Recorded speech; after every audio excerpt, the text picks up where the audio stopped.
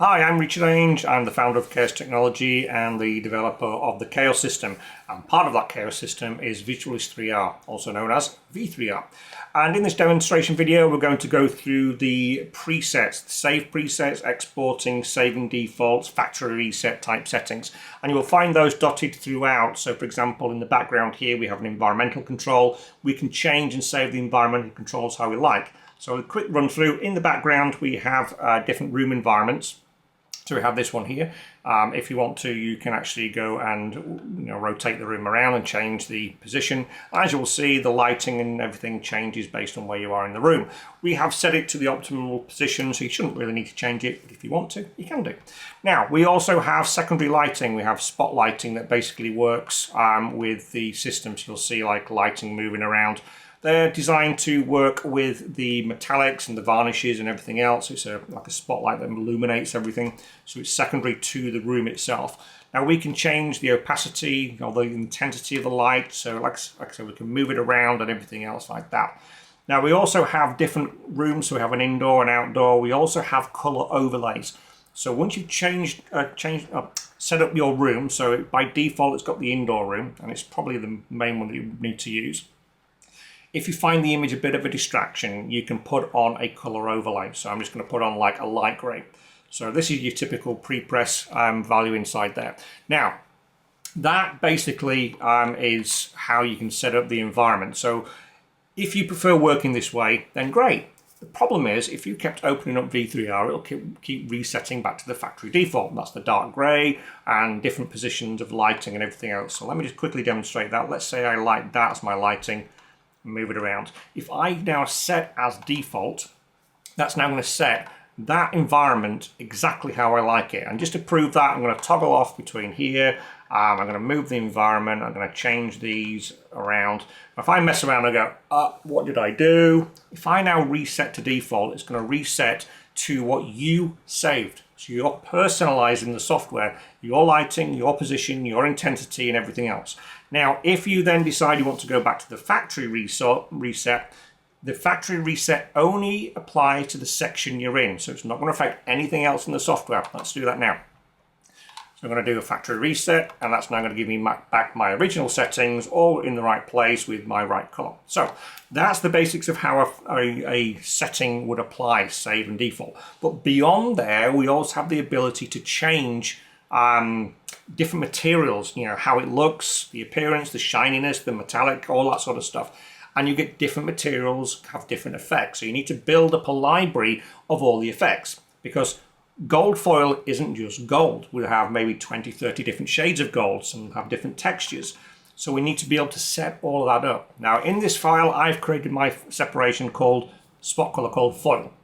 So when it's imported into the V3R software, it has no clue what that foil color should be, because I just called it foil. Now if I'd put red foil or green foil or blue foil, it would have set it up with the appropriate color. But at this particular spot, catch-all, it says, okay, I know it's a foil, so I'll give it a foil base, but now you need to change the color. So in this instance, let's say we're working with, let's go with a bronze. So I can now add a bronze in there. You can also flip between any of the different shades. Now, if you notice the shade of gold, for example, in here, well, maybe that's not the kind of color gold that you are actually using. So it's not really any use to show a gold if it doesn't match your effect. And that's where the V3R is so powerful. It allows you to change the color and the appearance. So let's do that now. We're going to go into the color picker. Now, I can change that gold, and you can see here how it's changing. So let's say it's more like that. Maybe it's slightly warmer. And let's go with, gosh, I mean, where do you want to go? I mean, you could literally set it to whatever you want. So let's just say it's going to be something like a yellowish gold. So I can set that. So if that's the kind of gold that my software, my system's using, like I'm a printer, and I use a special type of foil stamping or foil, like a lamination, like a sleeking with a gold foil, I can save that. Now we also have the texture, so we can change texture, and you can see how we can go to that kind of like diffuse lighting. Or let's just completely remove it. So now we have full-on glossy foil effect. Okay, we also have reflection strength. How bright and reflective is it? Is it like a mirror, or is it more dull?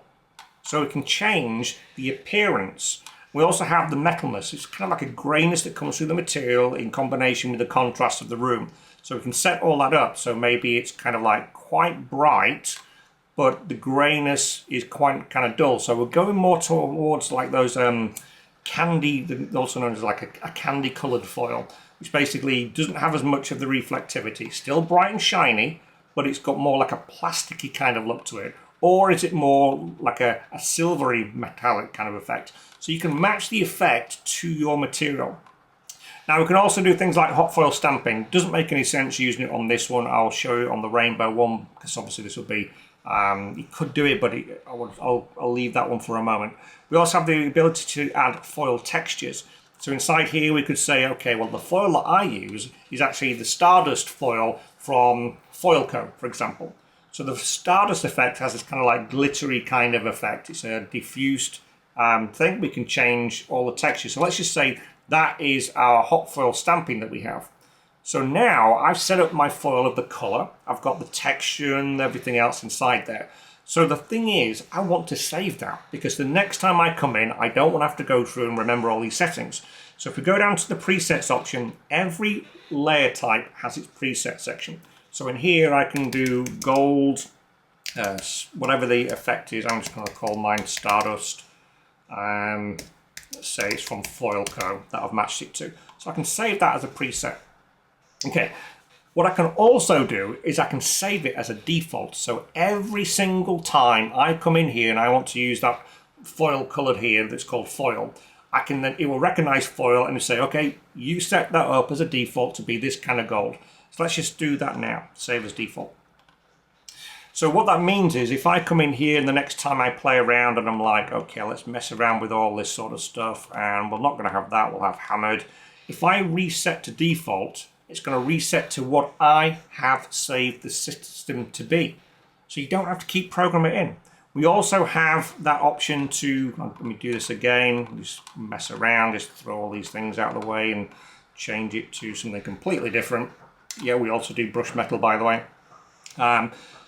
We can also use the preset that we saved. So if you want to build up different types of gold, maybe you've got one that's gold with the Stardust, maybe it's a different shade of gold, maybe it's got a different texture, like maybe you've got one that has the brushed on here. So maybe the texture strength's not quite that big, kind of small, whatever we're going to do, we can actually bump all this up and save all these different effects.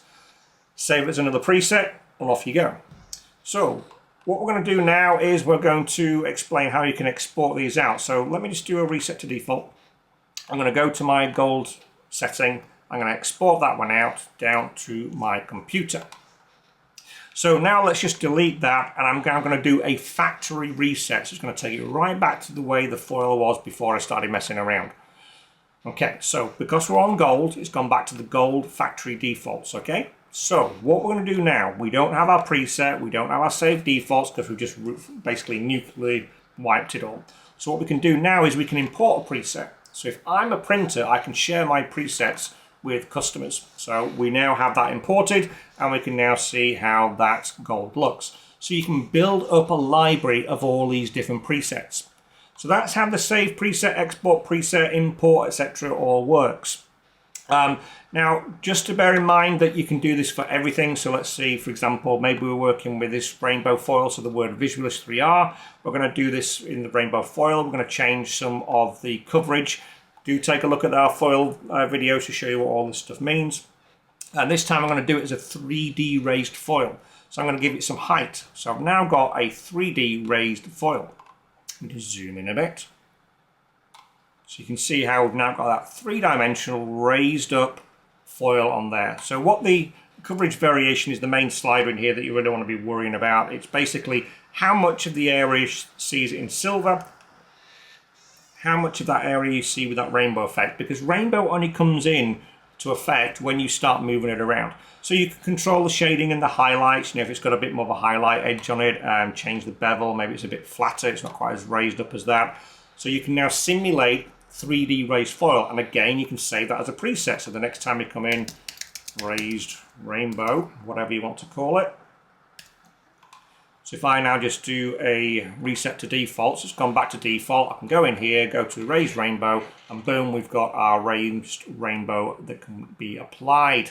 So really simple, really easy. Now I'm just going to take that raised effect off there for now because I want to show you the hot foil stamping. Hot foil stamping, when you hot foil stamp something, you're pushing it into the paper. So it's indenting it into the paper. So we need to apply a slight deboss around the edge of that foil. So let's just do that now. We've got a slight deboss. It's just a subtle edge around the outside edge, just to give it that little bit of extra kind of effect. So we can switch that on and off. You'll see it just there. It's that subtlety. Obviously you can't feel it because you've not been able to feel the screen, or not yet. Maybe I'll come up with something for that later.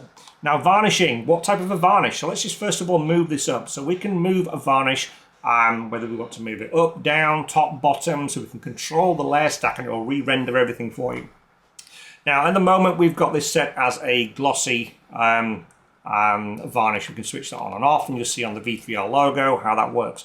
I might also want to do this as a 3D raised varnish. So even if I call it varnish, I can simulate it in 3D by putting on the sculpted varnish.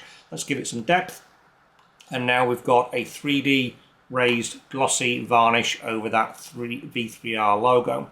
So lots of different things you can do with it. So in the background we have a clear, so maybe my clear is not quite as reflective as that. The varnish is set up nicely. Maybe I decide it's a bit bigger, a bit more of a bevel on there. Maybe the rainbow foil, we'll put that foil 3D version back on. So I can set all of that up. Now the great thing about this now is that what you can also do is once you've got your design right, you can use your environmental controls to move the position of that spotlight, so you can kind of like accentuate a particular area. So maybe I decide that looks really cool as an image. Maybe I decide actually my varnish might be better off a little bit less beveled than that's a bit high. I can now do an image capture. So press the button for the camera. That's going to capture everything in there. Now it's not doing a screen capture. It's actually a lot more complex. It's got to go through every single layer and bake everything in single effect in. So it takes a few moments to do that. You'll then get an option pop up on your screen to save that file down to your desktop. Now one thing that we can also do, there it is, let's just save that.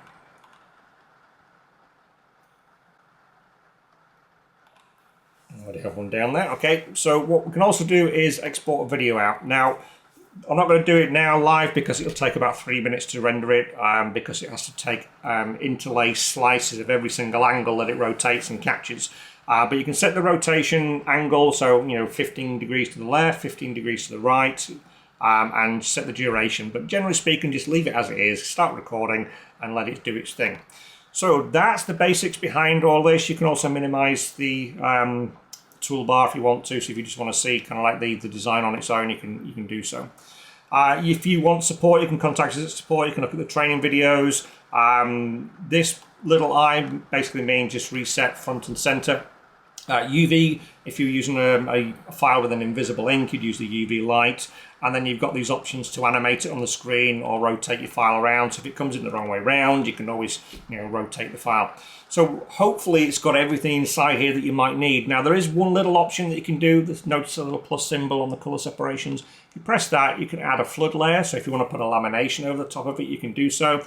You could also import a PDF layer as well. So for example, if you're doing sleeking that requires a black toner separation to generate a foil, if you don't know what it is, look that one up. You can import that and then assign it into here as well. So one thing that I always forget about is showing the exported image that I capture.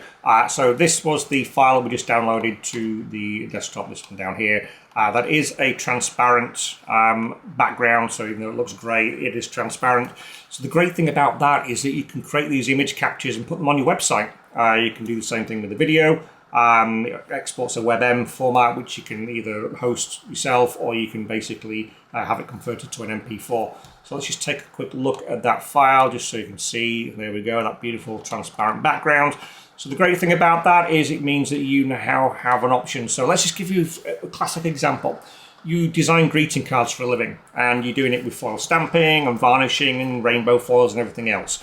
Well, wouldn't it be wonderful if you could actually just visualize your file, capture the image, put it on your website without even having to manufacture the prints. So you can cut out having to do the proofing and everything else. You can decide, does my file look right with 3D raised rainbow foil? Is it all right using the 3D varnish? Maybe it's a little bit overkill. You can decide what you want to do, swap colors around.